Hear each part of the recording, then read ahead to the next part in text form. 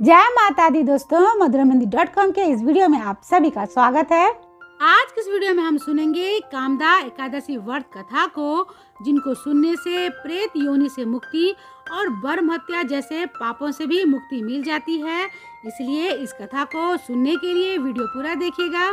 आप हमें WhatsApp, Facebook और इंस्टाग्राम पे फॉलो करें और अगर आप ये वीडियो यूट्यूब पे देख रहे हैं तो चैनल को सब्सक्राइब ज़रूर कर लें, क्योंकि मधुरमहिंदी.com आप सभी के लिए लेके आता है ऐसे ही पुरानी कथाएं और ऐसे ही कथाओं को पढ़ने के लिए आप हमारे वेबसाइट पे ज़रूर आइए, क्योंकि हम आपके लेके आते हैं ओरिजिनल कथाएं जो कि धार्मिक ग्रंथों से लिए गए हैं। ये कहीं से भी कॉपी पेस्ट नहीं है। चैत मास की शुक्ल पक्ष की एकादशी कामदा एकादशी कहलाती है और यह हिंदू वर्ष की पहली एकादशी होती है। जैसा कि नाम से स्पष्ट है कि जिस एकादशी तिथि के व्रत में सभी मनोकामना की पूर्ति हो जाए तो उसे कामदा एकादशी कहा जाता है।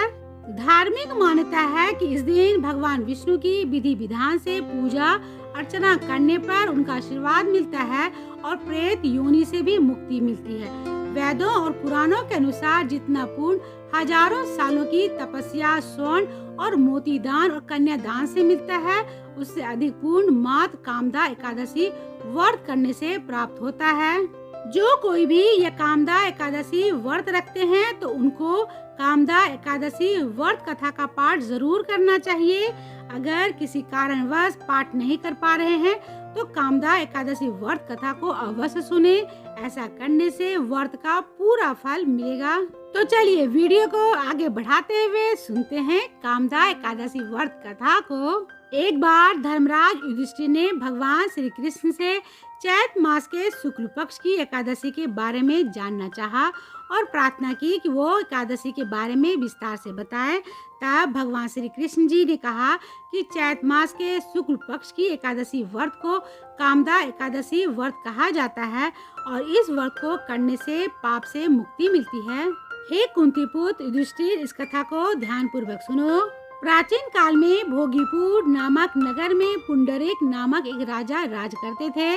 भोगीपुर नगर में अनेक अप्सरा, किन्नर और गंधर्व भी निवास करते थे और राजा पुंडरीक का दरबार किन्नरों और गंधर्व से भरा रहता था, जो गायन और वादन में निपुण और योग्य थे। वहाँ रोजाना ही गंधर्व और किन्नरों का गायन होता रहता था। इसी भोगीपुर नगर में ललिता नाम की रूपसी अप्सरा और उसका पति ललित नाम का श्रेष्ठ गंधर्व भी निवास करता था। दोनों के बीच बहुत ही अटूट प्रेम था और वो सदा ही एक दूसरे को याद किया करते थे।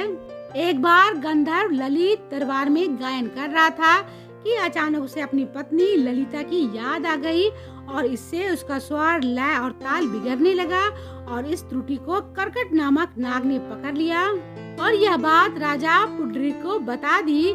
इसे राजा को गंधर्व ललित पर बहुत ही गुस्सा और क्रोध आया और राजा पुंडरीक ने गंधर्व ललित को राक्षस होने का श्राप दे दिया, जिसके कारण से उसका शरीर 8 योजन का हो गया और उसका जीवन कष्टकारी होने लगा और वो जंगल में रहने लगा।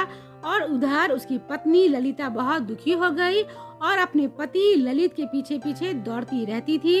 एक बार ललिता घूमते हुए विंध्याचल पर्वत पे श्रृंगी ऋषि के आश्रम में गई, जहाँ पे उसने मुनिवर श्रृंगी ऋषि से प्रार्थना करने लगी।